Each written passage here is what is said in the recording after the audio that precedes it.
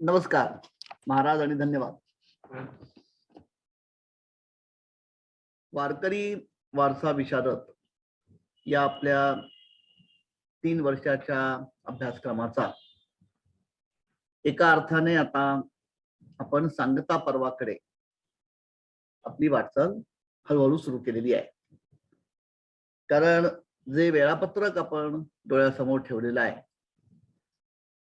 त्याप्रमाणे 31 जानेवारी 2022 या दिवशी आपण या 3ऱ्या वर्षाच्या आपल्या अभ्यासक्रमाची अधिकृतपणे सांगता करणार आहोत.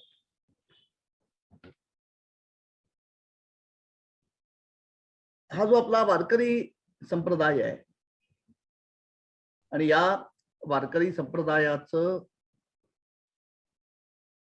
अधिष्ठान असणारा जो भागवत धर्म आहे त्या भागवत धर्माचं आराध्य दैवत श्री विष्णू, पर्यायाने पंढरी क्षेत्रामध्ये विटेवरती विराजमान असणारा पांडुरंग आणि त्या पांडुरंगाचं पूर्वावतारातलं जे रूप आहे म्हणजे बालकृष्ण, यांच्या अनुषंगाने वारकरी परंपरेमधले हे सगळे जे संत आहेत म्हणजे निवृत्तीनाथांपासून ते निळोबांपर्यंत यांनी जे कृष्णचरित्र वर्णन केलेलं आहे त्याचे काही विशेष किंवा कवरचे आपण बघण्याचा प्रयत्न करतो. आणि आतापर्यंत त्यामध्ये निवृत्तीनाथ आणि ज्ञानदेव या दोघांनी जो कृष्ण महिमा गायलेला आहे किंवा जे कृष्णचरित्र या दोघांनी वर्णन केलेलं आहे त्याचे काही पैलू आपण बघितले. सध्या आपण जो विचार करतो आहोत तो नामदेवरायांनी जे कृष्ण दर्शन त्यांच्या अभंग संभारामधून आपल्याला घडवलेलं आहे त्याचे काही कवरचे आपण निहाळतो आहोत. आज आपण जे प्रामुख्याने बघणार आहोत ते नामदेवरायांचे 2 गटातले एका अर्थाने अभंग आहेत. मी 2 गट अशा करता म्हणतोय की बाललीला कृष्णचरित्र या शीर्षकाखाली नामदेवरायांचे कृष्ण चरित्र वर्णन करणारे अभंग हे गाथेमध्ये आहेत आणि गवळण हा जो अभंग प्रकार आहे त्या अभंग प्रकारात देखील अत्यंत रमणीय, वेल्हाळ,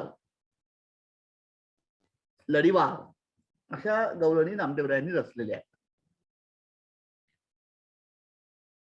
इथे एक समान दुवा किंवा साधर्म्य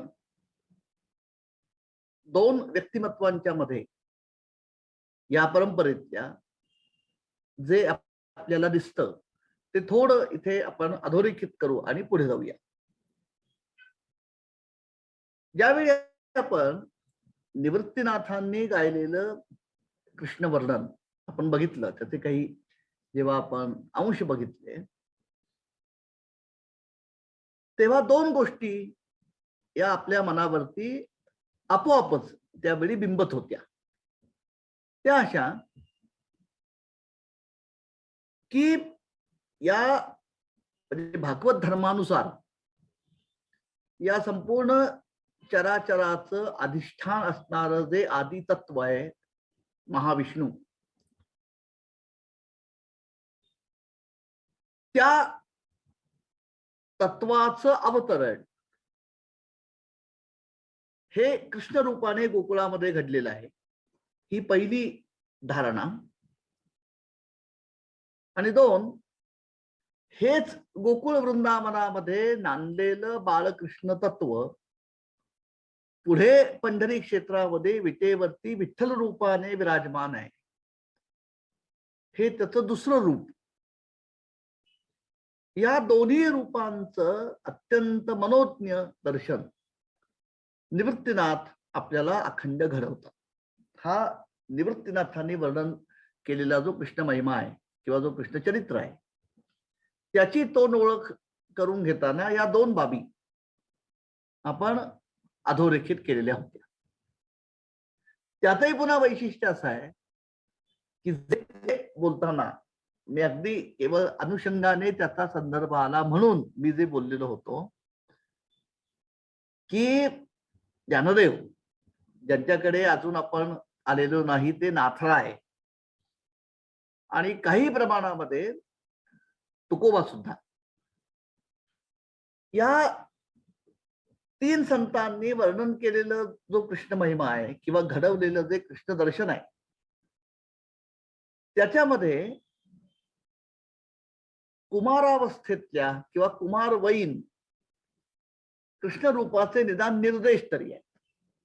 आपल्याला जर आठवत असेल तर विशेषतः ज्ञानदेवांनी ज्या पद्धतीने आपल्याला विरहिण्यांच्या माध्यमातून कृष्ण दर्शन घडवलेलं आहे त्यातली विरहिणी किंवा विराणी हा जो भाग आहे, विराणी हा शब्द मी त्यावेळी आपल्याशी बोललो होतो त्याप्रमाणे तुकोबांच्या गाथेमध्ये विराणी असा शब्द आहे जो विरहिणीचं अपभ्रंश रूप आहे. त्यामुळे ज्ञानदेवांची विरहिणी, तुकोबांची विराणी, नाथांच्या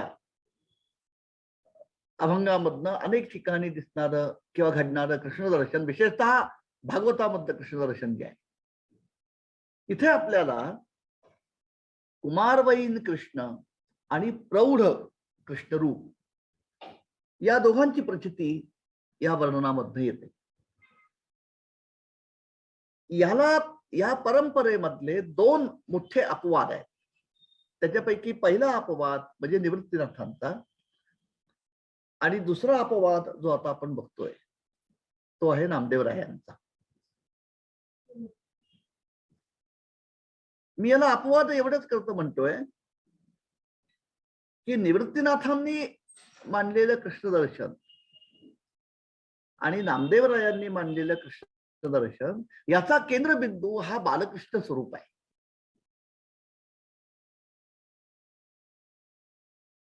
कुठेही निवृत्तीनाथांच्या अभंगांच्या मध्ये किंवा नामदेवरायांच्या अभंगांच्या मध्ये आपल्याला कुमारवयीन किंवा प्रौढ अवस्थेमधलं कृष्णरूप हे फार पुढे येत नाही, जवळपास येत नाही असं म्हटलं तरी चालेल. या दोन्ही संत महात्म्यांनी प्रामुख्याने कृष्ण तत्वाचं दर्शन त्यांच्या कृष्ण वर्णनपर किंवा कृष्ण चरित्रपर रचनांमधनं जे आपल्या पुढ्यामध्ये साकारलेलं आहे ते प्रामुख्याने बालकृष्ण स्वरूपाचं आहे. म्हणजे थोडं जर एका वेगळ्या पद्धतीने सांगायचं झालं तर बालकृष्ण भक्तीचे आचार्य म्हणून या परंपरेमध्ये ही दोन विभूतिमत्व अशी आहेत, निवृत्तीनाथ आणि आमचे नामदेवराय, की ज्यांनी प्रामुख्याने बालकृष्ण भक्तीचा आदर्श, कृष्ण दर्शन हे बालकृष्ण स्वरूपातलं दर्शन, बाललीलांच्या मधलं दर्शन, काल्याच्या प्रसंगातलं दर्शन, हे या दोन विभूतींनी प्रामुख्याने आपल्या पुढ्यात मांडलेले.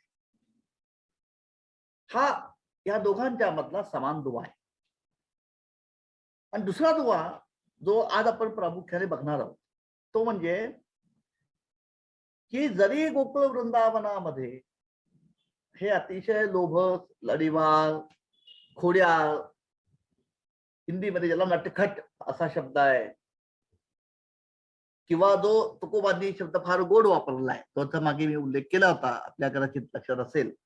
ती जी तुकोबांचा एक जो अभंग आहे, हरी तुझी कांती रे सावळी मेरे गोरी चाफे कळी, तुझ्या दर्शने होईन काळी उगलार आहे मग हे वाली जन मज उगलार आहे न करी चाळा, तुझं किती सांगो रे गोवळा, तुझा खडवड कांबळा अरे नंदबाळा अलगटा. हे जे अलगट रूप आहे कृष्ण स्वरूप, हे कृष्ण स्वरूप दाखवत असतानाच वस्तुतः ते विश्वात्मक, विश्वव्यापक किंवा दृश्य विश्वाला व्यापून दशांगुळे वर उरणार असं जे व्यापक, व्यापनशील प्रसरणशील असं विष्णू तत्व आहे.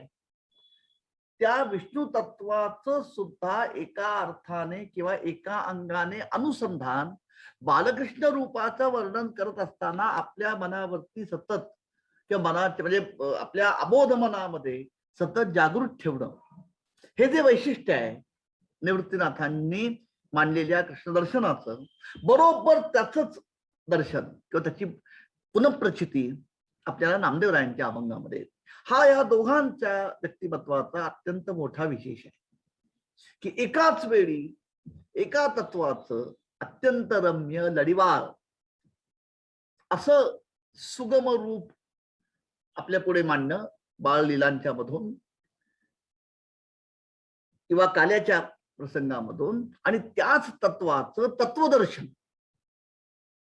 अतिशय व्यापक पातळीवरती खूप विस्तीर्ण अशा स्तरावर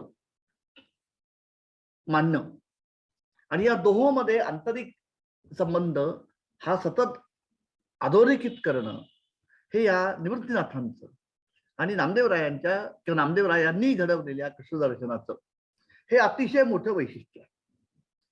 त्याचे काही कवर्से आपण आज बघणार आहोत. म्हणजे एकाच वेळी काय झालं, आपल्याला जर आठवत असेल तर हे मी याच्यात फार नवीन सांगतोय असं नाही, पण भागवत धर्माचे हे जे दोन मुख्य आधारभूत ग्रंथ आहेत, तुकोबारायांनी ज्याचा निर्देश गीता भागवत करीती श्रवण अखंड चिंतन विठोबाचे अशा शब्दामध्ये जो केलेला आहे, ह्या दोन्ही ग्रंथांचे करते म्हणजे शब्दांकन हे जरी महर्षी व्यासांनी केलेलं असतं तरी याचे उद्गाते मात्र भगवान श्रीकृष्ण आहेत.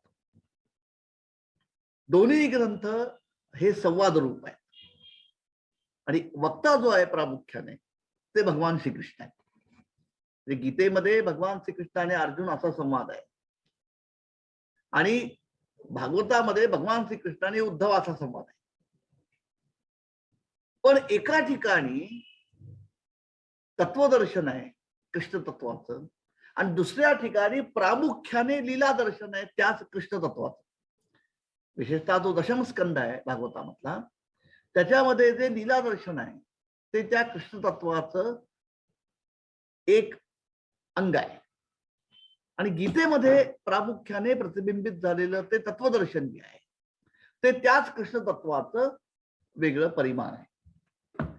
नामदेवरायांच्या आणि निवृत्तीनाथांच्या कृष्ण दर्शनाची लज्जत अशी आहे की एकाच अभंगामध्ये एकाच ठिकाणी बालकृष्णाचं लीला दर्शन आणि कृष्ण तत्वाचं तत्वदर्शन हे ही दोन्ही रूप आपल्या समोर उभी करणं, हे नामदेवरायांच्या किंवा नामदेवराय कृत जे कृष्ण दर्शन आहे किंवा कृष्ण चरित्र गायन आहे त्याचे वैशिष्ट्य आहे. या ठिकाणी एक मोठा गोड अभंग आहे कृष्ण महात्म्य म्हणून नामदेवरायांच्या गाथेमध्ये. मी केवळ याचे काही आपण कवर्से बघणार बरं का, कारण प्रत्येक अभंग किंवा प्रत्येक प्रकरणातले बहुसंख्य अभंग बघणं वेळेअभावी आपल्याला शक्य होणार नाही, कारण मलाही शंकाच आहे की आता 31 जानेवारी पर्यंत आपण नेमकं काय काय यातलं पुरं करू शकू. म्हणून श्रीकृष्ण महात्म्य नावाचा जो अभंगांचा एका अर्थाने गुच्छ आहे नामदेवरायांच्या गाथेमध्ये, त्यातला एक अभंग आपल्या पुढे आता वानगी दाखल मी ठेवतो की लीला दर्शन आणि तत्वदर्शन एकाच अभंगामध्ये एकाच वजनाने उभं करणं आणि या दोन्ही पातळ्यांवरती कृष्ण तत्वाचं आपलं आकलन प्रगल्भ बनवणं, हे नामदेवरायांचं जे अजाट कर्तृत्व आहे त्याचं दर्शन या अभंगामध्ये करतं. अभंग बघा, अभंग असा आहे, जेथे नाही काही नाम रूप गुण बोलती निर्गुण तया लागे. हे पूर्णपणे त्या तत्वाचं दर्शन आहे. ज्ञानबुद्ध मुक्त शुद्ध सत्यनित्य युक्त शुद्ध बुद्ध मुक्त कारणरहित निरंजन नामदेवरायांचा अभंग आहे. हे तत्व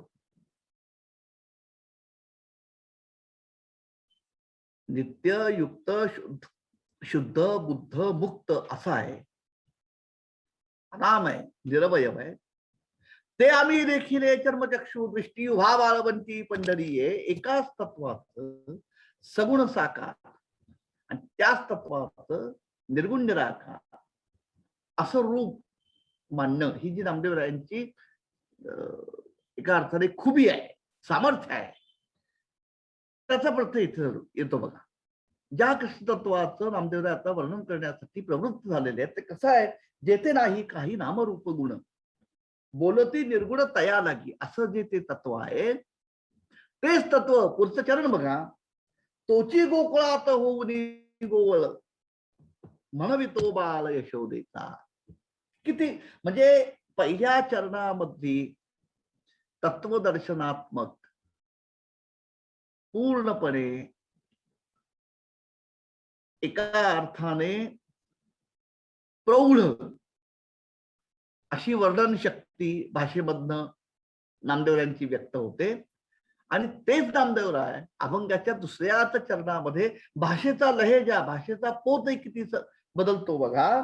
तोची गोकुळात होऊन गोवळ म्हणवितो बाळ यशोदेचा.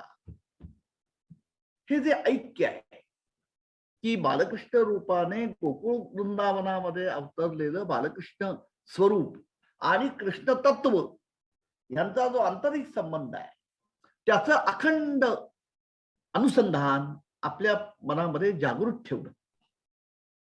आता हा कसा आहे बघा. तोची गोकुळात होऊन गोवळ म्हणविती बाळ यशोदेचा. पण हे तत्व कसं आहे, चिन्मय, चिद्रूप, अक्षय, अपार, परेहुनी पर म्हणती जाते. बघा नामदेवरायांचा हे वैशिष्ट्य बघा. नामदेवरायांचा तो जो प्रख्यात अभंग आहे बघा, तो अनेक वेळा आपण रेकॉर्डच्या स्वरूपामध्ये जुना अभंग आहे तो. म्हणजे मीच माझ्या लहानपणापासून ते रेकॉर्ड अनेक वेळा ऐकत आलेला आहे. बोलू बोलू ऐसे बोल जेणे बोले विठ्ठल डोले, प्रेम सर्वांगाचे ठाई वाचे विठ्ठल रखुमाई, नाचू कीर्तनाचे रंगी ज्ञानदीप लावू जगी, परेहुनी परते घर तेथे राहू निरंतर, सर्व सत्ता आली हाता नाम याचा खिचळ जाता.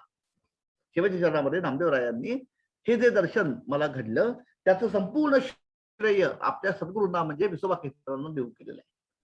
यातला शेवटून जो दुसरा चरण आहे, परेहुनी परते घर तेथे राहू निरंतर. जे कृष्ण तत्व सूक्ष्म रूपामध्ये निरवयव रूपामध्ये ज्ञानदेवांच्या परंपरेतला शब्द वापरायचा तर विश्वोत्तीर्ण अवस्थेमध्ये त्याचा निवास कुठे आहे. परेहुनी परते घर, वैखरी, मध्यमा, पश्यंती आणि परा.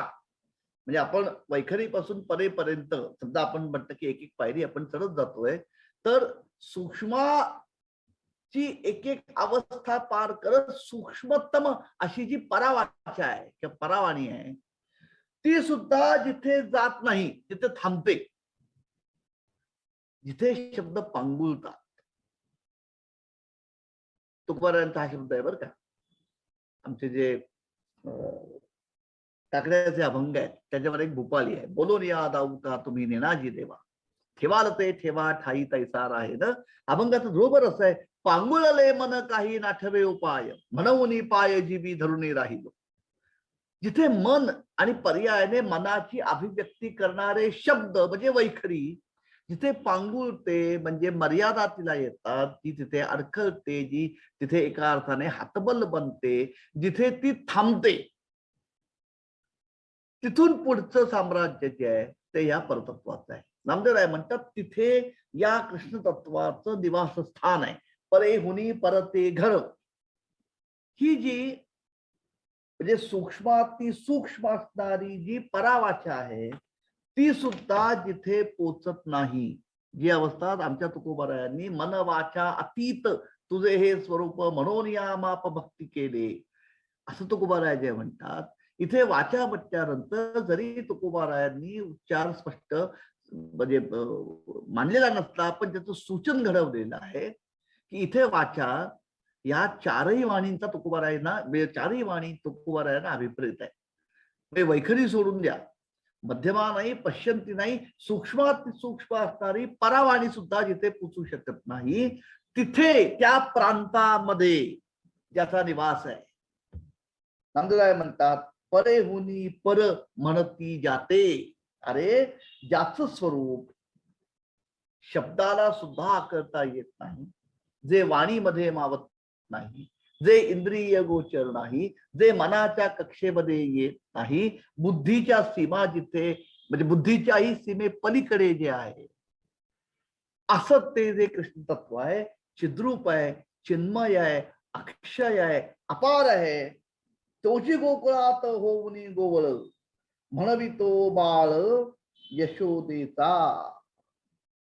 आनंदी आनंद मातला अपार वेदालाही पार नाही जाता. इथे पुन्हा लक्षात घ्या, वेद हे शब्दज्ञानाचं भांडार म्हणून इथे अभिप्रेत आहे. आपल्याला नामदेवरायांना सांगायचं आहे की जे तत्व शब्दाच्या चिमटीमध्ये पकडता येत नाही त्याची गोकुळामध्ये गोवळ होऊन अवतरलेलं आहे. म्हणविते बाळ यशोदेता, म्हणवितो बाळ यशोदेता. ही जी विशेषण नामदेवरायांनी जोडलेली आहे, चिद्रूप, चिन्मय, अक्षय, अपार, ही त्या विष्णू तत्वाची सगळी विशेषण आहेत. आपल्याला आठवत असेल मी असं म्हटलं होतं की विष्णू हे जे हा जो शब्द आहे याचा जो मूळ धातू आहे विश्व, म्हणजे हा म्हणजे शहामृगातला श नाही, हा षट म्हणजे ज्याला आम्ही पोटफोड्या श म्हणतो मराठीमध्ये, षटकार मारला. आम्ही क्रिकेटमध्ये म्हणतो षटकार हा शब्द लिहिण्यासाठी जो श आम्ही लिहितो ज्याला आम्ही पोटफोड्या श म्हणतो, त्या शचाही पाय मोडायचा. विश्व जे व्यापक आहे, जे विस्तारणारा आहे, जे विस्तारशील आहे, जे व्यापनशील आहे, जे व्यापक आहे, त्या तत्वाला विष्णू असं म्हणतात की विष्णू हे त्या तत्वाचं बोधन आहे. नामदेवरायांनी हा जो शब्द वापरलेला आहे चिन्मय, चिद्रूप, अक्षय, अपार, ही त्या विष्णू तत्वाची रूप आहेत. परेहुनी पर म्हणती जाते. ज्या रूपाचं वर्णन करण्यासाठी सूक्ष्मातिसूक्ष्म असणारी परावाणी सुद्धा अक्षम ठरते. तोच गोकुळात होऊनी गोवळ म्हणवितो बाळ यशोदे.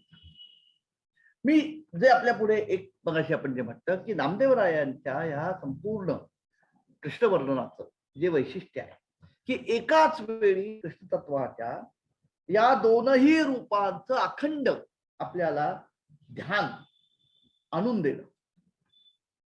आणि हे करत असताना किती साध्या साध्या शब्दांच्या मध्ये नामदेवरांचे आपण काय म्हणते का अभंगांच्या बाबतीमध्ये मला अनेक वेळा भीती अशी वाटते की आपण जसं म्हणतो ना अतिपरिचयात अवज्ञा. काय अभंग पाठ आहे, आपल्याला अभंग माहिती आहे, अभंग फार गोड आहे असं आपण जेव्हा म्हणतो ना तेव्हा बरोबर आहे, म्हणजे त्याच्यात चुकीचं काही नाही. पण एकेका शब्दामध्ये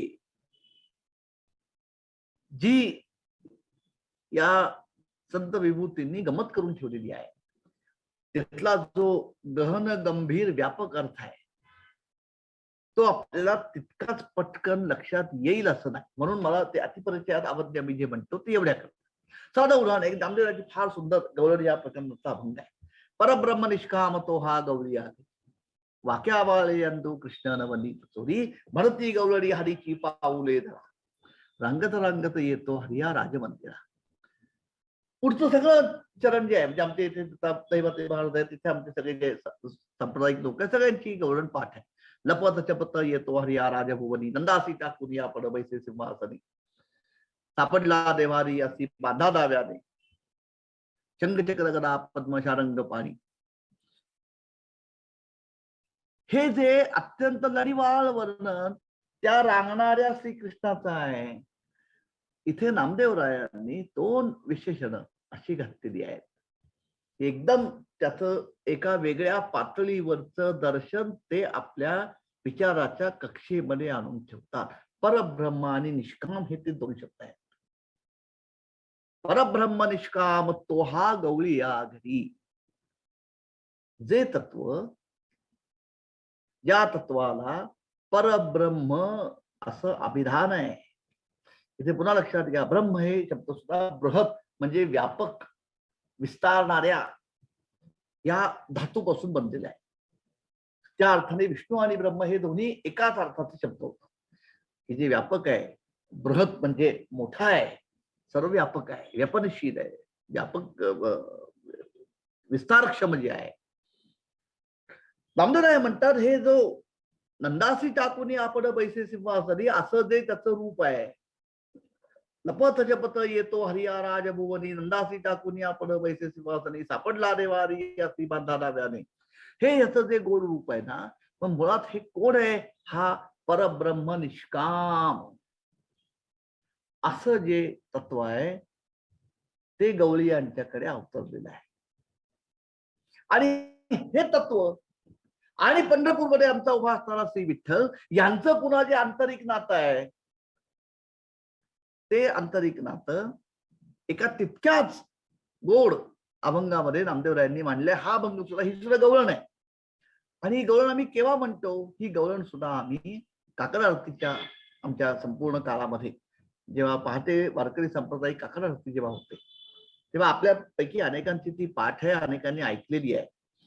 ते जे वर्णन आहे, तळवे तळ हात टेकित, डाव्या गुडघ्याने रांगत, रंगडी रंगनाथ तोम्या देखील असे, गवळण जसवंती पैसांगे, आले या कृष्णाचे मागे, येणे येणे मोश्री रंगे, नवनीत माझे बक्षिले. अत्यंत लढीवाळ, अत्यंत गोड आणि विलक्षण चित्रमय भाषेमधली नामदेवरायांची गवळण.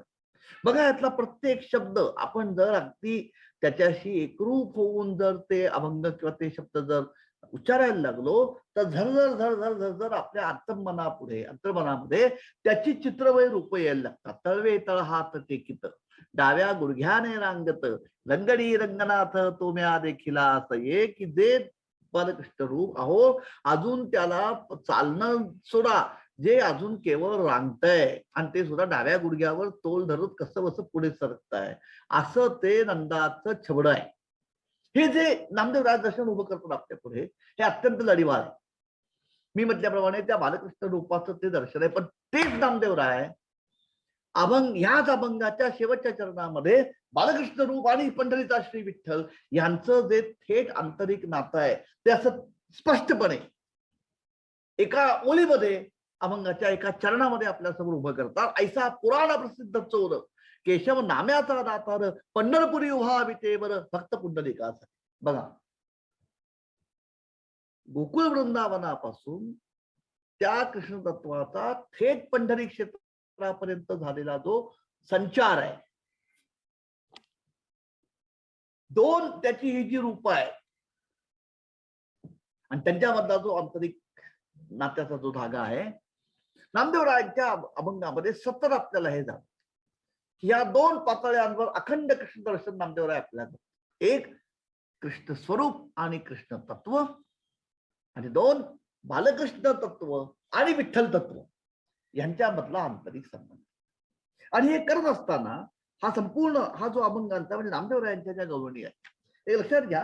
ह्याच्यामध्ये म्हणजे आपल्या खरंच, आता मला खरंच माहित नाही की आपल्याला किती वेळ याच्यात राहणार आहे, पण नामदेवरायांच्या गवळणी आणि निळोबारायांच्या गवळणी या दोन्ही या अर्थाने अत्यंत अभ्यासनीय आहेत. निळोबारायांच्या गवळणीमध्ये अशीच अफार आणि अफाट लढीवाळ भाषा, विलक्षण चित्रमयता आणि कथा सांगत असतानाच त्यातून तत्वदर्शन एका क्षणात, हे जे वैशिष्ट्य आहे नामदेवरायांचं, बरोबर आमच्या वैशिष्ट्य ते आहे की अतिशय लढीवाळ भाषेमध्ये आणि सगळी त्या बालकृष्ण रूपाची सगळे जे आयाम आहेत, सगळे जे विभ्रम आहेत, ते इतक्या तन्मयतेने मांडणं. म्हणजे मी तुला सांगतो का, नामदेवरायांच्या गवळणी जेव्हा आपण वाचतो ना, तेव्हा एका पातळीवरती सतत आपल्या मनामध्ये असं वाटत राहतं की अरे, गोकुळामध्ये भगवान म्हणजे बालकृष्ण रूपामध्ये ज्या सगळ्या त्या लीला तेव्हा चालल्या होत्या ना, कुठेतरी नामदेवराय तिथे उपस्थित आहेत बरं का. आणि जसं आपण म्हणजे धावतं समालोचन म्हणतो, कॉमेंट्री आजच्या भाषेमध्ये, की जे समोर घडतंय त्याचा ताबडतोब वृत्तांकन त्या क्षणी जे दृश्य समोर साकारताय ते शब्दरूपाने किंवा शब्दाच्या माध्यमातून ते ताबडतोब अभिव्यक्त करणं, हे जे आहे समालोचन, नामदेवरायांच्या गवळणी म्हणजे कृष्ण चरित्राचं किंवा कृष्ण लीलांचं धावतं थेट समालोचन आहे. मी फक्त एक उदाहरण देतो, मला मोह आवडत नाही म्हणून, कारण त्याच्या ज्या पुढच्या आणखी गंभीर गवळणी आहेत तिकडे आपल्याला जायचं आहे. एक नामदेवरायांनी कल्पना असा एक अभंग असा आहे नामदेवरायांचा, आपल्या अनेकांचा तो पाठही असेल, माझा काही तो पाठ नाहीये, पण अभंग असा आहे की अभंगामधली मध्यवर्ती कल्पना अशी आहे की साधारणपणे छानपैकी थोडा बोलायला लागलेला चिमखड्या बोलाबरोबर एक 4-5-6 वर्षाचा बालकृष्ण किंवा कृष्ण स्वरूप, हे मला आई आता भूक लागली आणि तू आता मला जेवायला वाढ, असा हट्ट म्हणा किंवा असं आईला सांगणारं जे दर्शन आहे, त्या दर्शनाचं चित्रांकन किंवा शब्दचित्र रेखाटणारी नामदेवरायांची गवळण आहे. आणि जणू असं दिसतं की नामदेवरायांचं म्हणजे कल्पना त्या अभंगामध्ये अशी दिसते की सुरुवात अभंगाची जी आहे त्याच्यावरनं असं दिसतं की ह्या 5-6 वर्षाच्या बालकृष्णाला घेऊन यशोदा बहुतेक कुठेतरी घराबाहेर गेलेली आहे, कुणाकडे तरी भेटायला गेलेली आहे किंवा कुठेतरी बाजारहाट करण्याकरता गेलेली आहे. आणि ते करत असताना भूक लागलेल्यामुळे हा जो भुकेलेला बालकृष्ण आहे तो असं म्हणतोय आईला की आई आता आपलं खूप झालं काम बिम, आपण खूप वेळ हिंडलो, तुझी आणखी जरी कामं शिल्लक असतील तरी मला म्हणजे ती तू नंतर बाजूला ठेव, आधी मला तू जेवायला. म्हणून आता बघा हे म्हणजे हे मी काय म्हणतोय, नामदेवरायांनी ह्या पद्धतीने हे अभंगामध्ये रेखाटलाय म्हणून मी याला समालोचन म्हणतो की आपलं असं वाटतं की अरे कुठेतरी ह्या दोघांच्या मागे पुढे नामदेवराय आहेत बरं, ते हा दोघांचा संवाद ऐकतायत आणि तो ऐकलेला त्यांनी संवाद तुमच्या आमच्या अनुभूतीसाठी त्यांनी शब्दबद्ध करून आपल्या पुढे अभंगाच्या स्वरूपामध्ये मांडलेला आहे. शब्द नामदेवरायांचे असेल, यशोदे घराकडे चाल मला जीव घाल. कृष्ण बालकृष्ण आपल्या आईला म्हणतोय बरं का, साध्या आणि काय कर जेवायला याचा संपूर्ण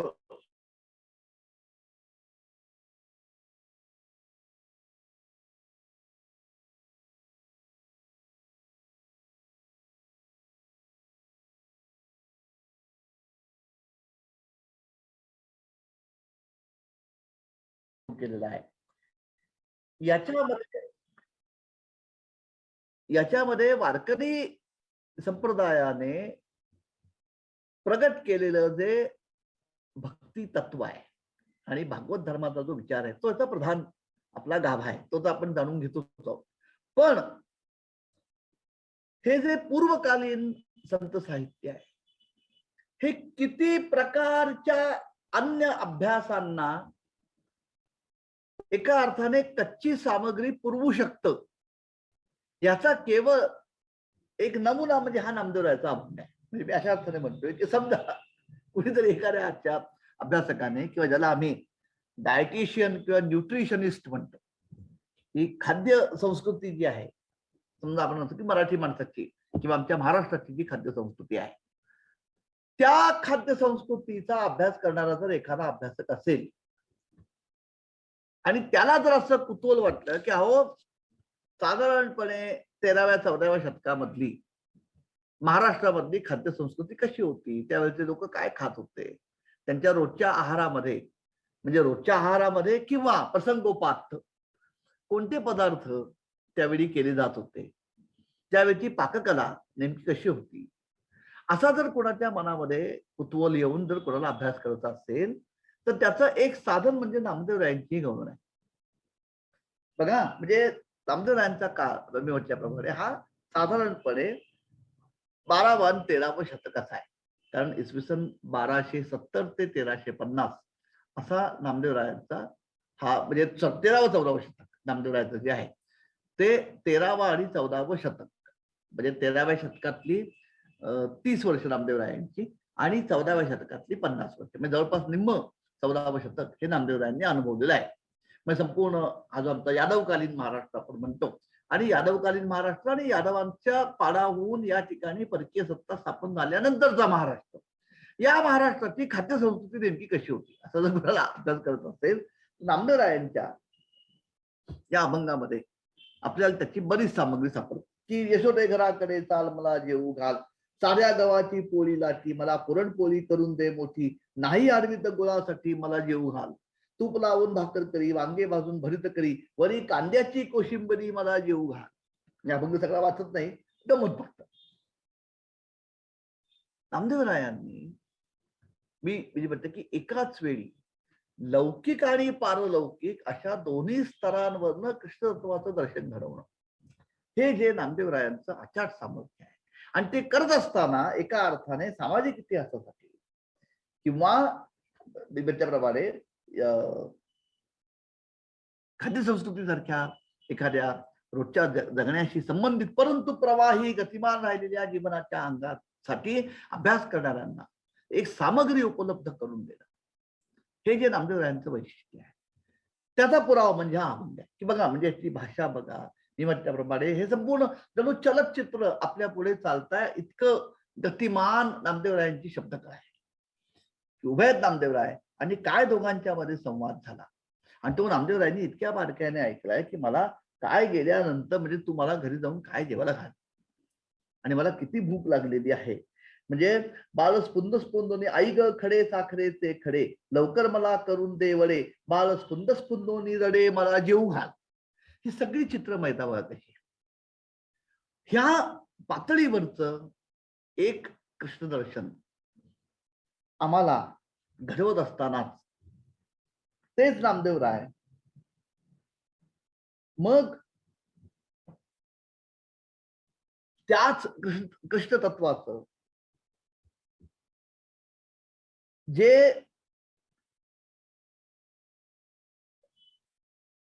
एक वेगळं रूप, तत्वात्मक दर्शन जे घडवतात, तेही तितकंच रमणीय आणि तितकंच चिंतनीय ठरतं.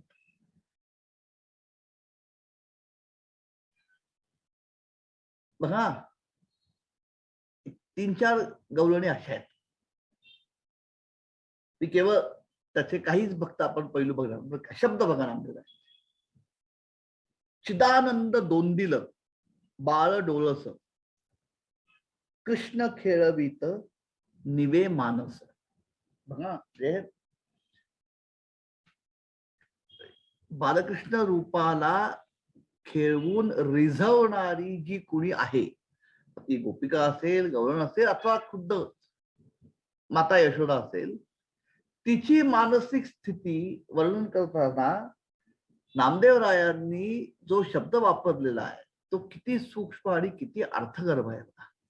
चिदानंद दोंदिल बाळ डोळस, हे जे बाळ सुकुमार जे आहे यशोदेचं, ते कसं आहे गुटगुटीत, त्याला छोटस त्याचं छान गरगरीत असल्यामुळे त्याचं पोट दोंदिल चांगलं गच्च दही दूध खाऊन गरगरीत झालेलं आहे. पण नामदेवराचं वैशिष्ट्य बघा, हे जे अंग, ही जी दष्टपुष्ट किंवा गोजिरी अशी रडिवाळ कांती कृष्णाची जी दिसतीये, त्याचं जे छोटस दोंदिल आहे, पोट आहे गरगरीत झालेलं, हे कशाचं आहे. इथे नामदेवरायांची बीजी भट्टची अफाट ताकद आपल्याला दिसते की लीला दर्शन आणि तत्वदर्शन याचा अत्यंत समधात संयोग अतिशय मार्मिकपणे एकाच ठिकाणी एकाच वेळी घडतो. हे दोंदिल कशाचं आहे या बाळकृष्णाचं? चिदानंद. आणि म्हणतो ना, दानवारांनी फार सुंदर वर्णन केलेलं आहे. सच्चिदानंद घन पंढरी ये परिपूर्ण, कर ठेवून या जगन वाट पाहे भक्तांची. सत, चित आणि आनंद ही ज्याची 3 लक्षणं आहेत, जी गुणवर्णता आहे, की जे तत्व सत आहे, जे चित म्हणजे ज्ञानस्वरूप आहे, ज्ञानवान आहे, आणि आनंद हा ज्याचा स्वभाव आहे, ते हे 3ही गुण जणू घन स्वरूप म्हणजे आकार धारण करून सावयव पिठेवरती उभे आहे. सच्चिदानंद घन पंढरी ये परिपूर्ण, ज्ञानोबाराय म्हणतात, तर ठेवून या जगन वाट पाही भक्तांची. हे जे या बालकृष्णाचं जे छोटस छान गरगरीत दिसणारं पोट आहे, हे कशाचं लक्षण आहे? हे चिदानंदाचं लक्षण आहे. विशुद्ध ज्ञानाच्या आनंदाने ज्याचं पोट भरलेलं आहे, असं हे तेजपुंज रूप आहे. चिदानंद दोन दिलं एका शब्दामध्ये. आणि या ज्या 3-4 गवळणी ज्ञानोबारांच्या नामदेवरायांच्या ज्या आहेत, प्रत्येक ठिकाणी नामदेवरायांनी चिदानंद शब्द वापरलेला आहे. आता बघा, म्हटलं तर छान दुधात तुपामध्ये न्हायलेला माखलेला लढीवाळ असा गोजीरवाणा बाळसेदार कृष्ण आपल्या डोळ्यासमोर उभा राहतो. त्याच वेळी ज्ञानमुद्राय कृष्णाय गीतामृत दोहे नमहा. ज्ञानमुद्रा जी आहे, ही ज्ञानमुद्रा ज्याने धारण केली पर्यायाने विशुद्ध ज्ञान, ही ज्याची मुद्रा आहे, ही ज्याची ओळख आहे, हे ज्याचं अधिष्ठान आहे, ते तत्व कृष्ण रूपाने गोकुळामध्ये नांदताय. चिदानंद एका शब्दामध्ये नामदेवरायांनी पूर्णपणे आपलं आकलन, त्या आकलनाला वळण देणं नामदेवरायांचं हे नामदेवरायांचं वैशिष्ट्य पण आहे, ताकद पण आहे. आणि नामदेवरायांच्या भक्ती दृष्टीचं हे वैशिष्ट्य आहे. शुद्ध आनंदाने जो परिपूर्ण झाला आहे, त्याचं पोट भरलेलं आहे, असा हा कृष्ण आहे. त्याला बघितल्यानंतर काय अवस्था होते हो बघा. पुन्हा देहा गेहा आठव नाही सर्वथा. देहाशी असणारं तादात्म्य, घरादारा संदर्भात असणारी आत्मीयता विरून गेली. स्थिती बाणली सहज रूप पाहता. तेज सावळे दृष्टीत कोंदले, तेने प्रकाशे सबाह्य मन माझे विचले. काय परिणाम झाला या कृष्ण दर्शनाचा? वृत्ती सहित इंद्रिये परतली, कृष्ण रूपी मिळवून आली. देहा गेहा आठव नाही सर्वथा. देहभावाचा विसर का पडला? असं शुद्ध ज्ञानवान असं जे कृष्ण तत्व आहे, शुद्ध ज्ञानाच्या आनंदाने ज्याचं पोट भरलेलं आहे, असं ते सावळं कृष्ण स्वरूप बघितल्यानंतर वृत्ती सहित इंद्रिये परतली, कृष्णरूपी मिळवून गेली, ही त्या दर्शनाची परिणती आहे. आता बघा, वृत्ती शब्दाचा अर्थ आहे विचार. आणि जर आपण शास्त्रामध्ये मनाची जर व्याख्या करायला गेलो, कारण मनाची व्याख्या करणं अवघड आहे, मन हाताळायला लागणं त्याहून अवघड आहे, मनाचं स्वरूप नीट करणं हे त्याच्याही पलीकडची बाब. पण मनाची जी व्याख्या करण्याचा प्रयत्न झालेला आहे आपल्या परंपरेमध्ये, मनाची एक व्याख्या अशी आहे, विचारांचा अविरत वाहणारा प्रवाह म्हणजे मन. नामदेव असं म्हणतात, वृत्ती सहित इंद्रिये परतली. याचा अर्थ मनासकट इंद्रिय परतलेली आहेत. म्हणजे जे मन आणि जी इंद्रिय इतका वेळ बहिर्मुख होती, ती चिदानंद दोंदिल बाळ डोळस बघितल्यानंतर बहिर्मुख असणारी इंद्रिय मनासहित ही बाह्य विषयांकडनं परतली. ज्ञानोबारायांनी योगाच्या परिभाषेमध्ये याचं फार सुंदर वर्णन 9व्या अध्यायामध्ये केलेलं आहे. ते तर प्रत्याहारे ख्याती केली, विषयांची सपेले बोहिली, इंद्रिये बांधून आणली हृदयातू. फार गोड ज्ञानदेवाने शब्द वापरलेला आहे. वृत्ती सहित इंद्रिये परतली. वृत्ती म्हणजे विचार, पर्यायाने विचार आणि विचारांचा अविरत वाहणारा प्रवाह म्हणजे मन. मनासकट इंद्रिय जी इतका वेळ बहिर्मुख होती ती अंतर्मुख झाली. बघा, वृत्ती सहित इंद्रिये परतली हे अत्यंत महत्वाचं आहे. कारण याचा उलगडा की का इथे मनासहित इंद्रिय परतते असं नामदेवराय आवर्जून सांगतात. यातलं जे गम्य आहे ते आकळण्यासाठी आपल्याला तुकोबांच्या एका अभंगाचे इथे मदत होते. तुकोबारायांनी एक फार अत्यंत मूलभूत सिद्धांत महाराजांच्या एका अभंगामध्ये महाराजांनी असं म्हटलेलं आहे. महाराज असं म्हणतात की तप करायला जावं ना, तर इंद्रिय काही तपाची परिपूर्ती होऊ देत नाहीत. पण ह्या इंद्रियांना एका अर्थाने बंडखोरी करायला इंधन पुरवठा कोण करतं? तुकोराय म्हणतात मन करत. म्हणजे मी जर तपाचरणासाठी सिद्ध झालो तर तपाचरणाची माझी बैठक सिद्ध होऊ नये याच्यासाठी माझ्या विरुद्ध बंड कोण करतं? तर इंद्रिय करतात. आणि या इंद्रियांना बळ कोण पुरवतं? तर मन पुरवतं. महाराजांचे शब्द असे आहेत, तपासी हे मन करू पाहे घात, धरोनी सांगात इंद्रियांचा. मनाचा हात धरून इंद्रिय बाहेरच्या विषयांच्याकडे पळायला लागतात.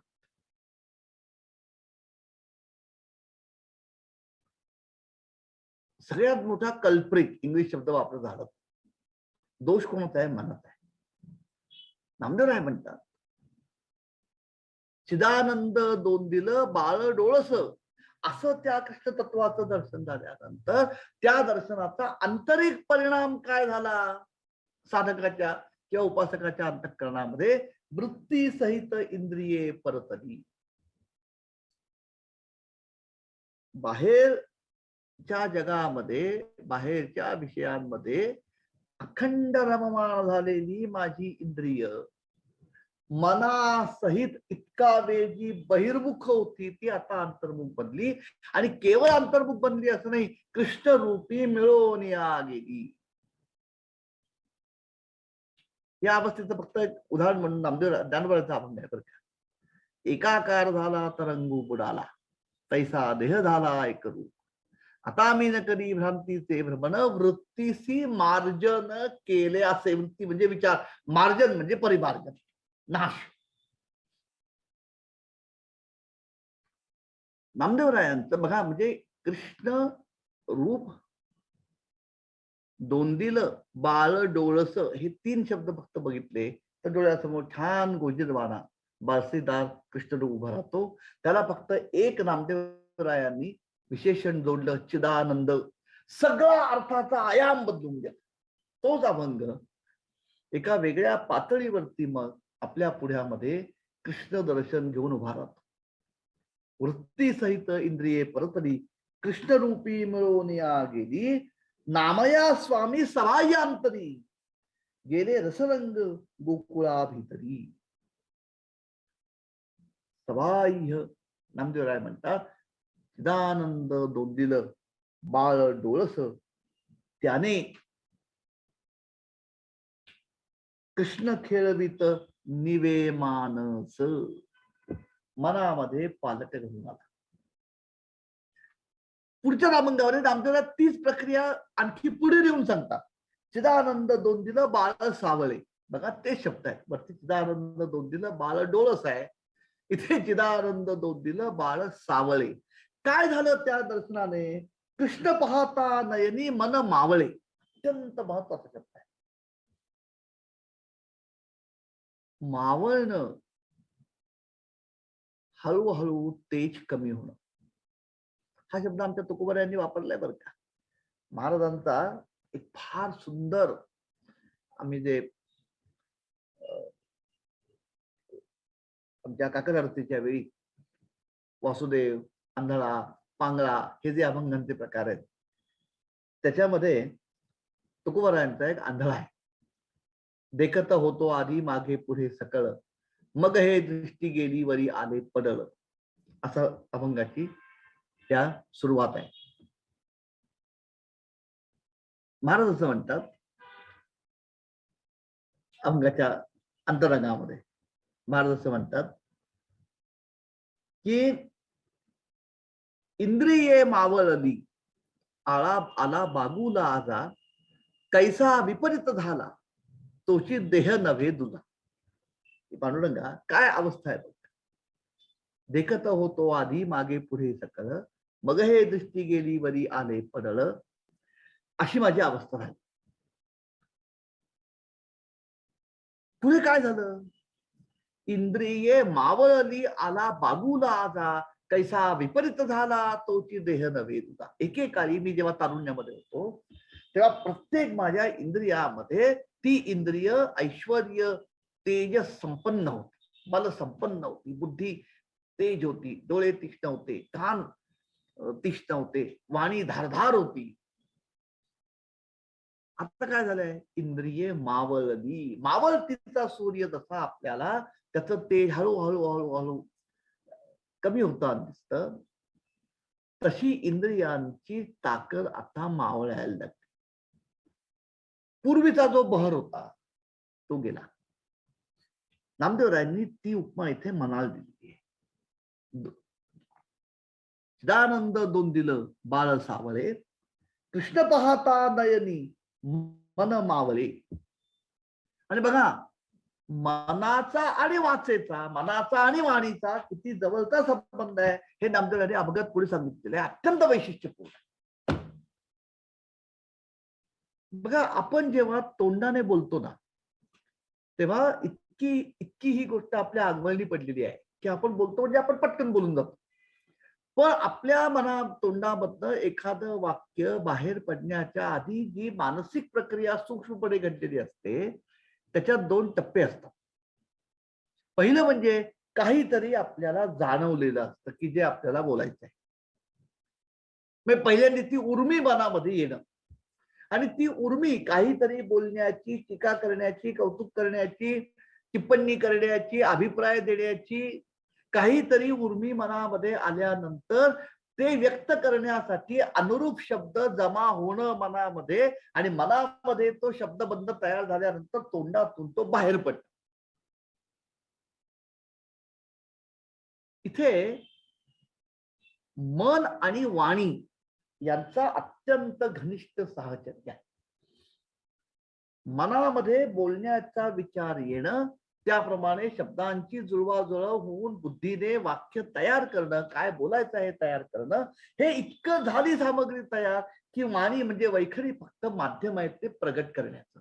पण तोंडामधनं आपण जे बोलतो त्यातून व्यक्त काय होत असतं, त्यातून फक्त शब्द व्यक्त होत नाहीत, त्यातून आपलं मन व्यक्त होत असतं. मी म्हणतोय का ज्ञानोबाचं प्रमाण आहे. ज्ञानदेव असं म्हणतात, वृक्ष जाणी जे फळे, मानस जाणी जे बोले. बोल जाणी जे केले पूर्वजन्मी, भोग जाणी जे केले पूर्वजन्मी, मानस जाणी जे बोले. आपण जे बोलतो त्यातून अभिव्यक्त काय होतं, त्यातून प्रगट काय होतं, आपलं मन प्रगट होतं. इतका वाणीचा आणि मनाचा घनिष्ठ जवळचा संबंध आहे. नामदेवरायांनी तेच तत्व इथे मांडलेलं आहे.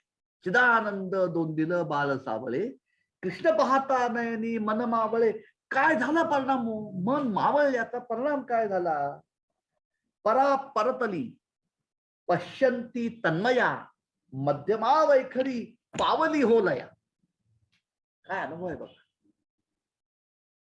मी जे सतत म्हणतो ना, काय झालं माहितीये का, मी माझ्याकडनं थोडं अधिक मी आवेशामध्ये एवढ्या करता बोलतोय, कारण आम्हाला नामदेवराय खरे कळलेच नाही.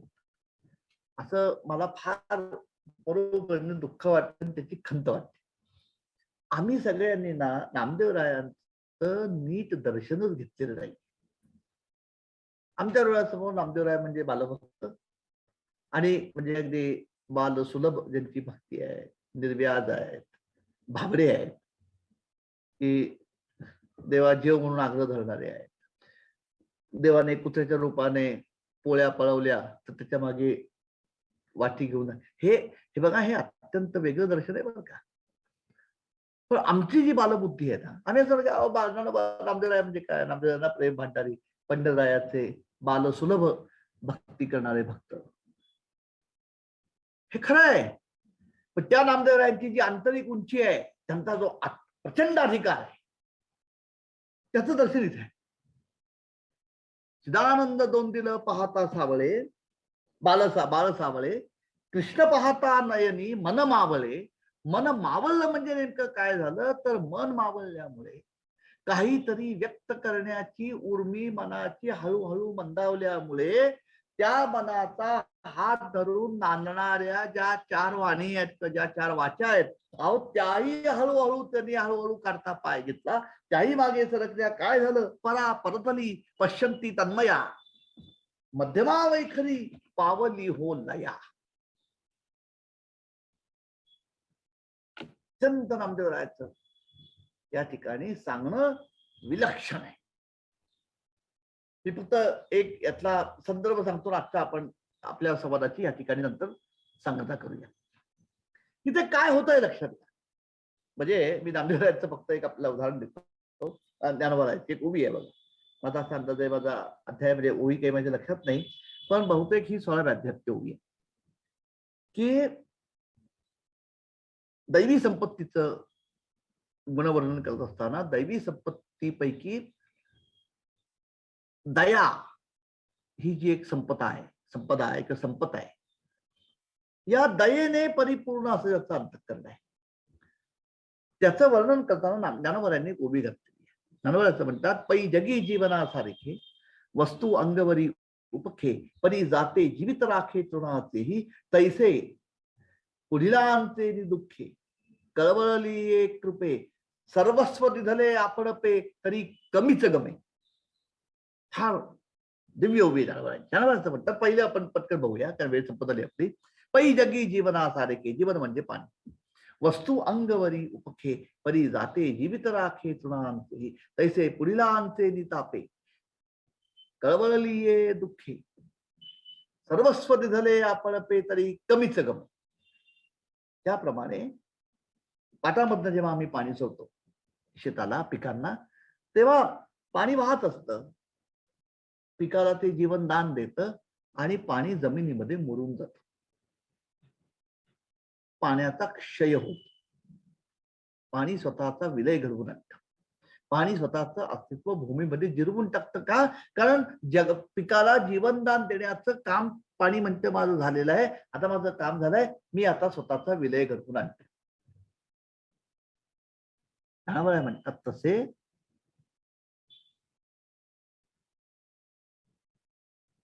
परतत्वाच्या दर्शनाची वेळ जवळ आली की वाणी किंवा वाचा ही स्वतःचा विलय घडवून आणते. कारण तिथे वाणी पोचत नाही, वाणीला वाचेला तिथे प्रवेश नाही, वाचेची प्रस्तुतता नाही. म्हणून वाणी स्वतःची मर्यादा सांभाळून स्वतःचा विलय किंवा विलोपन घडवून आणते. नामदेवराय तेच इथे मांडतायत. चिदानंद दोन दिल बाळ सावळे, कृष्ण नयनी पाहता नयनी मन मावळे, परा परतली पश्यंती तन्मया.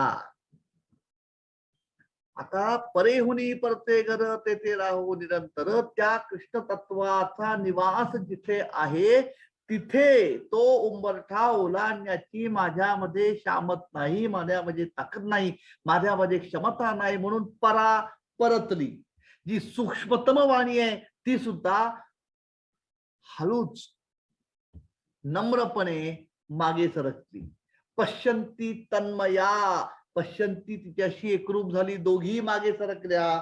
मध्यमा वैखरी पावली हो लया. सूक्ष्माती सूक्ष्म अशा या दोन वाणींची अवस्था बघून त्यांच्यापेक्षा सूक्ष्मतेच्या पातळीवरती कमी असणाऱ्या ज्या दोन वरच्या वाणी आहेत, वैखरी आणि मध्यमा आणि वैखरी, त्यांनी ठरवलं, मनाशी विचार केला, अरे परेची जिथे पारावार नाही, परेचा जिथे पाड लागत नाही, पश्यंती जिथे थकलेली आहे तिथे आपलाही काही पाड लागणार नाही. म्हणून त्या दोघी लयाला गेल्या. का? परिणाम कशाचा आहे? कृष्ण पाहता नयनी मन मावळे. नामदेवराय जे आपल्याला दर्शन घडवतात, कृष्ण दर्शन, ते असं विलक्षण आहे. आणि म्हणून नामदेवरायांचा हा या प्रांतातला जो अधिकार आहे, आपण नामदेवरायांचं आकलन बालबुद्धीने करून घेता कामा नये. नामदेवराय अचाट आहेत. ही जी नामदेवरायांची अफाट ताकद आहे, एकाच वेळी लीला दर्शन आणि कृष्ण दर्शन घडवायचं, त्याच वेळी बालकृष्ण स्वरूप आणि पंढरीची पांडुरंग यांच्या ऐक्याचा धागा हा सतत आपल्या मनावर बिंबवत राहायचा.